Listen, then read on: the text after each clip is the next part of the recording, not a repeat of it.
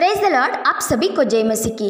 प्रियो, हम प्रभु यीशु मसीह में कर्मों की व्यवस्था से नहीं परंतु विश्वास की व्यवस्था से धर्मी ठहरे हैं, इसलिए कि परमेश्वर के अनुग्रह ही से उसके पुत्र अर्थात प्रभु यीशु मसीह पर किए गए विश्वास के द्वारा ही हमारा उद्धार हुआ है। क्योंकि आदम के आज्ञा न मानने के कारण पाप और मृत्यु ने जगत में प्रवेश किया और हम सब पापी ठहरे और परमेश्वर की महिमा से रहित हुए हैं। परंतु इस जगत का कोई भी प्राणी मात्र पाप और मृत्यु के वश से अपने आप को छुड़ाने के लिए समर्थ नहीं है।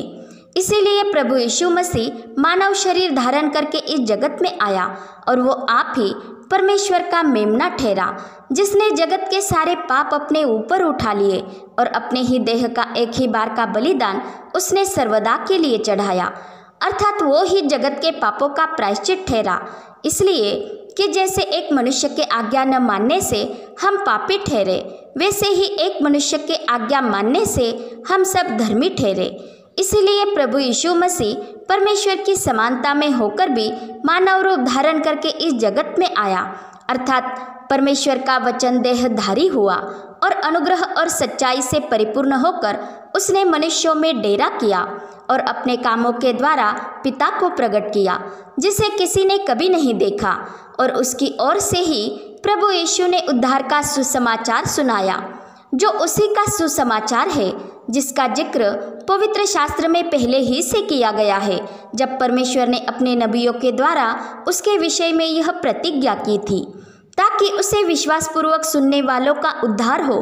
क्योंकि पवित्र शास्त्र अर्थात परमेश्वर का वचन यो कहता है कि जो कोई उस पर विश्वास करेगा वह लज्जित न होगा, क्योंकि प्रभु यीशु के सम्मुख किसी के लिए भी पक्षपात नहीं होता है, इसलिए कि वह सबका प्रभु है और अपने सब नाम लेने वालों के लिए उदार है।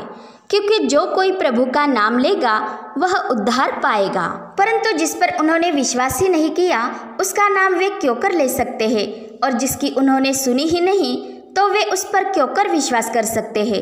और प्रचारक बिना कोई क्यों कर सुन सकता है, और यदि कोई भेजे न जाए तो वे क्यों कर प्रचार कर सकते हैं। इसलिए प्रभु यीशु ने अपने लिए प्रेरितों को चुना और उन्हें भेजा, ताकि उनके प्रचार करने के द्वारा परराष्ट्र के लोग भी परमेश्वर की मिरास में साझी और एक ही देह के और प्रतिज्ञा के भागी हो जाए।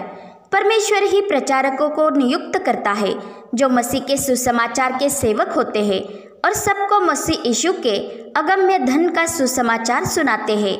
क्योंकि विश्वास सुनने से और सुनना मसीह के वचन से होता है। सुनना उसे कहा जाता है जब मनुष्य उस पर कान लगाता है, अर्थात जो उस पर विश्वास करता है, उसे कबूल करता है, अर्थात जो उद्धार के सुसमाचार पर कान लगाता है, उस पर विश्वास करता है, वो ही प्रभु यीशु को अपने जीवन में प्रभु और उद्धारकर्ता जानकर कबूल करता है। और इस रीति से जो कोई अपने मुंह से यह अंगीकार करता है कि यीशु ही प्रभु है और अपने मन से यह विश्वास करता है कि परमेश्वर ने उसे मरे हुए में से जिलाया, तो वह निश्चय उद्धार पाता है। यह सब परमेश्वर की ओर से है, उसमें हमारा अपने आप पर घमंड रखने का कोई कारण ही नहीं है। क्योंकि अपने उद्धार के लिए हमने कोई कर्म कांड नहीं किए हैं, वरन परमेश्वर के अनुग्रह ही से यह उद्धार का सुसमाचार हम तक पहुंचा है और विश्वास के द्वारा हमने उद्धार पाया है। इसलिए मसीह यीशु में उद्धार पाया हुआ कोई भी व्यक्ति अपने आप पर घमंड नहीं करता कि उसने अपने ही बलबूते पर अपना उद्धार प्राप्त किया है। न कोई बुद्धिमान अपनी बुद्धि पर घमंड कर सकता है और न कोई वीर अपनी वीरता पर, न कोई धनवान मनुष्य अपने धन पर घमंड रख सकता है, और न कोई किसी को भौतिक वस्तुओं का प्रलोभन देकर उसका उद्धार कर सकता है। क्योंकि ऐसा व्यक्ति अनंत जीवन का भागी नहीं हो सकता जब तक कि वह मन से विश्वास न करे।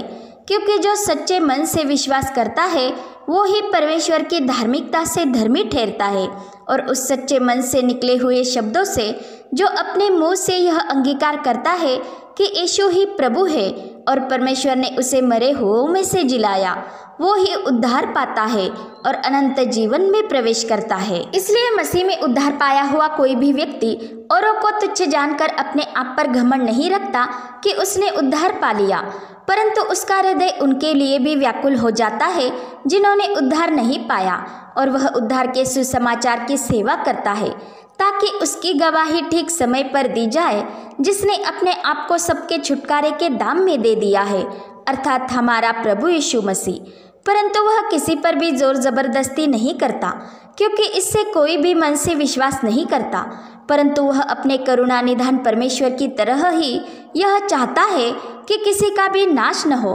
खुद परमेश्वर भी किसी पर जोर जबरदस्ती नहीं करता, परंतु उसने मनुष्यों को मन फिराव का अवसर दिया है, ताकि वे सत्य को भली भांति जान ले और सबका उद्धार हो। क्योंकि मार्ग, सत्य और जीवन प्रभु यीशु मसीह है। बिना उसके द्वारा हम पिता के पास नहीं पहुंच सकते। इसलिए उद्धार पाया हुआ हर व्यक्ति केवल अपने प्रभु के विषय ही घमंड रखता है, जो सच्चा और जिंदा खुदा है और जो पृथ्वी पर करुणा, न्याय और धार्मिकता के काम करता है। और वो उस परमेश्वर को जानता है और उसे समझने लगा है, क्योंकि उस परमेश्वर ने ही जगत के लिए अपने इकलौते पुत्र को दे दिया, ताकि जो कोई उस पर विश्वास करे वह नाश न हो वरन अनंत जीवन पाए। अर्थात उसी ने ही हमें सार्वकालिक मृत्यु से छुड़ाया और अनंत जीवन का भागी बनाया। क्योंकि प्रभु यीशु ने मनुष्य की समानता में होकर मृत्यु के द्वारा शैतान को निकम्मा कर दिया, जिसे मृत्यु पर शक्ति मिली थी। इसी कारण प्रभु यीशु मानव शरीर धारण करके आने के लिए शरीर के भाव से राजा दाऊद के वंश से उत्पन्न हुआ और एक कुंवारी से जन्म लिया। उस कुंवारी के पास परमेश्वर की ओर से गैब्रियल स्वर्गदूत भेजा गया था, जो कुंवारी गलील के नासरेत नगर में रहती थी और जिसकी मंगनी यूसुफ नामक दाऊद के घराने के एक पुरुष से हुई थी। और उस कुंवारी का नाम मरियम था, जिसे स्वर्गदूत ने यह संदेश दिया कि हे मरियम, भयभीत न हो, क्योंकि परमेश्वर का अनुग्रह तुझ पर हुआ है। और देख, तू गर्भवती होगी और तेरे एक पुत्र उत्पन्न होगा, तो उसका नाम यीशु रखना। वह महान होगा और परम प्रधान का पुत्र कहलाएगा। और प्रभु परमेश्वर उसके पिता दाऊद का सिंहासन उसे देगा और वह याकूब के घराने पर सदा राज्य करेगा और उसके राज्य का अंत न होगा। तब मरियम ने स्वर्गदूत से कहा, यह क्यों कर होगा? मैं तो पुरुष को जानती ही नहीं।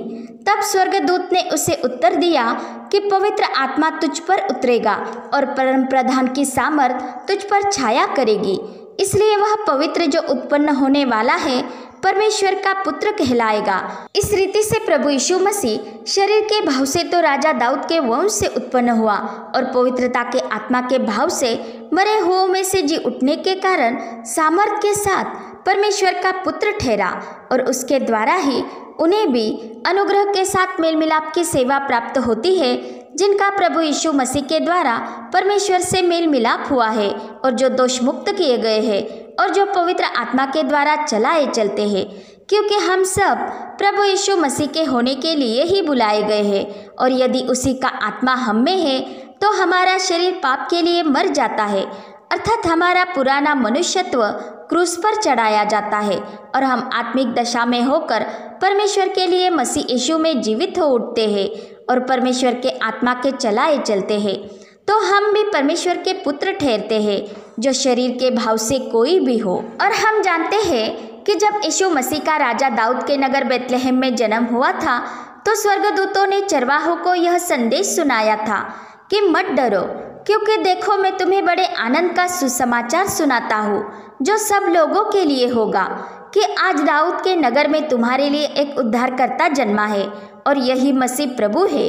अर्थात यह उद्धार का सुसमाचार हम सब के लिए है।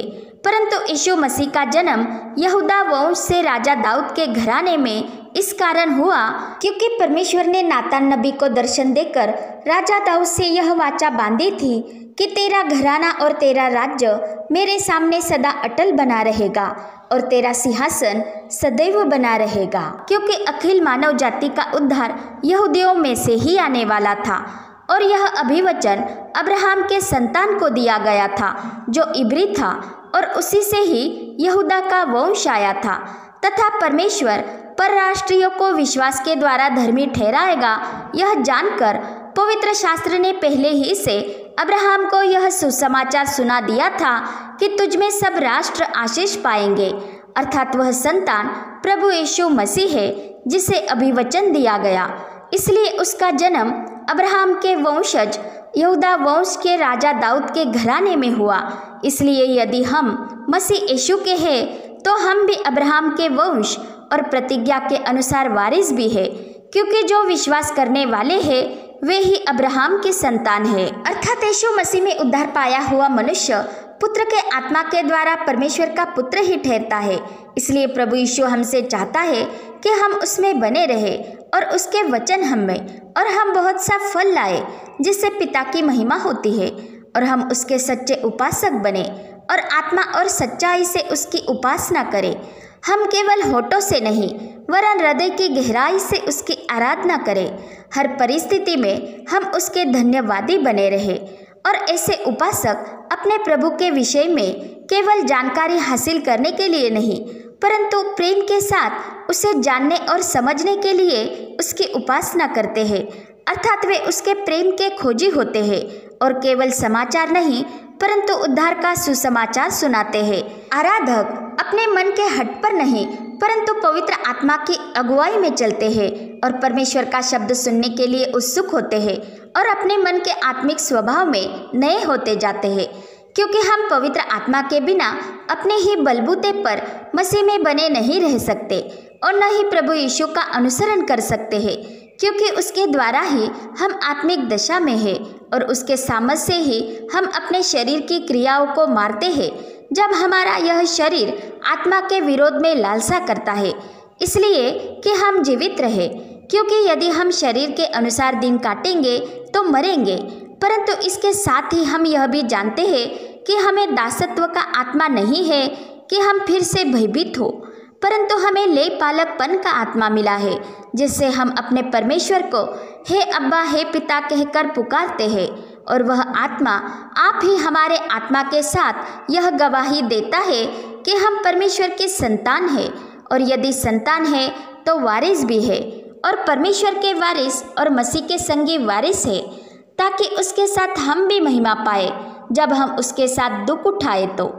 और हम जानते हैं कि हमारे पास एक ऐसा दयालु महायाजक है जिसके अनुग्रह के राजासन के पास हम अपनी निर्बलताओं में हियाव बांधकर चल सकते हैं, ताकि हम पर दया हो, अर्थात हमारा प्रभु यीशु मसीह। उससे हम वह अनुग्रह पाते हैं जो आवश्यकता के समय हमारी सहायता करता है।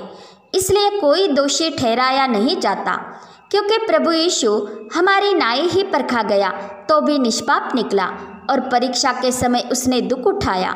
इसलिए वह उनकी भी सहायता करता है जिनकी परीक्षा होती है। इसलिए हमें परीक्षा के समय भी बिना कुड़कुड़ाए प्रभु यीशु के अनुग्रह को ही ढूंढना है, अन्यथा हम गलत मार्ग का चुनाव करके भटक सकते हैं। क्योंकि परमेश्वर की परीक्षा बुरी बातों से नहीं हो सकती, और न ही वो बुरी बातों से किसी की परीक्षा आप ही करता है, परंतु प्रत्येक व्यक्ति अपनी ही अभिलाषाओं से खींचकर और फंसकर परीक्षा में पड़ता है।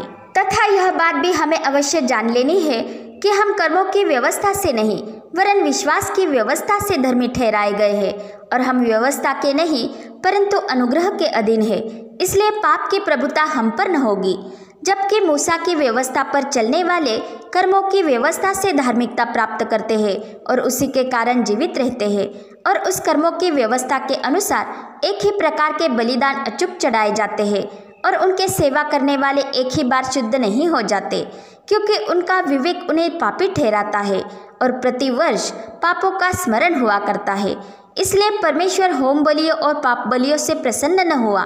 इसलिए यीशु मसीह की देह का एक ही बार का बलिदान जो उसने हमारे पापों के लिए चढ़ाया, वह सिद्ध बलिदान है जो उसने सर्वदा के लिए चढ़ाया है, और वह बलिदान सबके लिए है, जिसके द्वारा उस पर विश्वास करने वाले पवित्र किए जाते हैं और परमेश्वर की धार्मिकता से धर्मी ठहराए जाते हैं। इसलिए यह परमेश्वर की धार्मिकता हमसे यह नहीं चाहती कि हम उस अनुग्रह को पाने के लिए स्वर्ग पर चढ़े, अर्थात मसीह को नीचे लाने के लिए, या मसीह को मरे हुओं में से जिलाकर ऊपर लाने के लिए अधोलोक में उतरे, क्योंकि परमेश्वर के आत्मा ने उसे मरे हुओं में से जिलाया, और प्रभु यीशु मसीह अपने देह का वह सिद्ध बलिदान चढ़ाकर अपने ही लहू के द्वारा स्वर्गों से पार होकर उस परम पवित्र स्थान में गया जहाँ परमेश्वर विराजमान है, न कि उस पवित्र स्थान में जो हाथ से बनाया हुआ अर्थात इस सृष्टि का है। और इस रीति से उसने हमारे लिए अनंत छुटकारा प्राप्त किया है और अपने ही उस बहते लहू के द्वारा वह परमेश्वर की नई वाचा का मध्यस्थ ठहरा, क्योंकि पहली वाचा भी बिना लहू के नहीं बांधी गई थी और वाचा मरने पर ही पक्की होती है। इसलिए यीशु मसीह पवित्र शास्त्र के अनुसार हमारे पापों के लिए मरा और गाड़ा गया और उस उत्तम वाचा का जामीन ठहरा और पवित्र शास्त्र के अनुसार ही तीसरे दिन मरे हुओं में से जी उठकर वह हमारे लिए युगानुयुग का याजक ठहरा। इसलिए जो उसके द्वारा परमेश्वर के पास आते हैं वह उनका पूरा पूरा उद्धार कर सकता है, क्योंकि वह उनके लिए विनती करने को सर्वदा जीवित है। और हमारा यह महायाजक पवित्र, निष्कपट, निर्मल और पापियों से अलग और स्वर्ग से भी ऊंचा किया हुआ है और उसे उन महायाजकों की नाई यह आवश्यकता नहीं कि प्रतिदिन पहले अपने पापों के लिए और फिर लोगों के पापों के लिए बलिदान चढ़ाए, क्योंकि उसने अपने आप को बलिदान चढ़ाकर उसे एक ही बार निपटा दिया है। अर्थात प्रभु यीशु मसीह हमारे लिए ऐसा महायाजक ठहरा जो युगानुयुग के लिए सिद्ध किया गया है। इसलिए यीशु का लहू हमारे लिए बड़ा कीमती है, वह अनमोल है, जो उसने हमारे लिए ही बहाया और उसी के द्वारा हमने पाप क्षमा पाई है और हमें परम पवित्र स्थान में अर्थात परमेश्वर की उपस्थिति में जाने का हिया हो गया है। इसलिए यदि हम केवल नामधारी मसीही होकर केवल मनुष्यों के सामने झूठी धार्मिकता में चले और जानबूझकर ही पाप करते रहे तो हम उस अनमोल लहू का अपमान करते हैं और हम में सच्ची धार्मिकता नहीं है, क्योंकि हमारा परमेश्वर मनों को जांचने वाला है, वह मनुष्य के हृदय को टटोलता है। इसलिए हम परमेश्वर के अनुग्रह को तुच्छ जानकर केवल मनुष्यों के सम्मुख ऊपरी धार्मिकता दिखाना चाहते हैं तो यह अधर्म ही है, क्योंकि यह बात मनुष्य की दृष्टि में उच्च हो सकती है परंतु परमेश्वर की दृष्टि में घृणित है, जिस कारण ऐसा व्यक्ति परमेश्वर के सम्मुख शुद्ध नहीं ठहरता और न ही वो मसीह में नई सृष्टि बन पाता है। इसलिए जो सच्चे मन से प्रभु यीशु मसीह पर विश्वास करता है और यीशु में बना रहता है वो ही अनंत जीवन को पाएगा, क्योंकि यीशु के बिना हम पिता के पास नहीं पहुंच सकते और न ही हम उसे जान पाते हैं। प्रभु यीशु मसीह के पास वो ही आता है जिसे पिता ने खींच लिया है, अर्थात जो प्रभु यीशु के पास आते हैं वे परमेश्वर की ओर से सिखाए हुए और उसे सुनने वाले और सीखने वाले हैं और उन्हें ही प्रभु यीशु मसीह अंतिम दिन फिर जिला उठाएगा। पिता परमेश्वर का प्रेम, प्रभु यीशु मसीह का अनुग्रह और पवित्र आत्मा की सहभागिता हम सभी पर बनी रहे। आमीन।